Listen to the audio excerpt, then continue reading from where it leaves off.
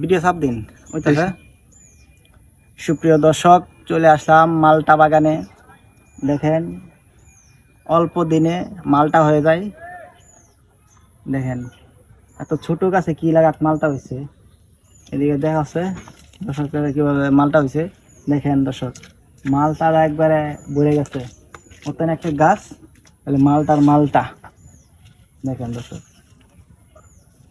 অনেক সুন্দর মালটা। দেখেন অত ছোট গাছে যে মালটা হয়ে যায়। এদিকে ঘুরাও। এখন দেখাবো ড্রাগন গাছ। দেখেন ড্রাগন, দেখেন দর্শক ড্রাগন কিভাবে হয় ছোটবেলা থেকে। যারা যারা না দেখছেন ড্রাগন কি কিরকম করে হয়, আপনারা দেখে রাখেন কিরকম করে হচ্ছে। দেখেন ড্রাগন প্রথমে ছোট দেখো লাল হইয়া, তারপরে বড় হয়ে দেখো এরকম হইবে। বেশি বড় হয়ে দেবো, আবার লাল হয়ে দেবো। এর সে বাগানে চলে আসলাম, ড্রাগন থেকে আসলাম। ড্রাগন গাছটা একটু ভালো করে দেখো।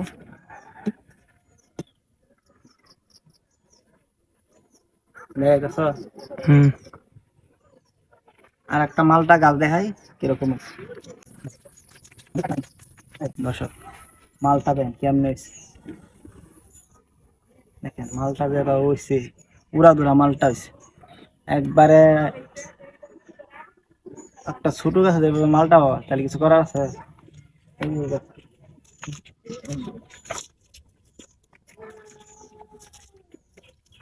ও, এটা যে মালটা হয়েছে একটু দূরে থেকে ধরো, হ্যাঁ দিকে ধরো।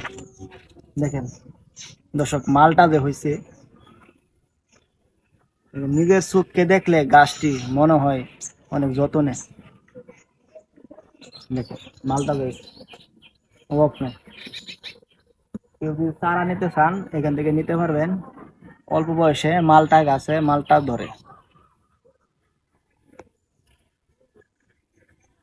কয় মিনিট হয়েছে? 2.5 মিনিট। শুরু করতে দে। দেখেন দেখেন।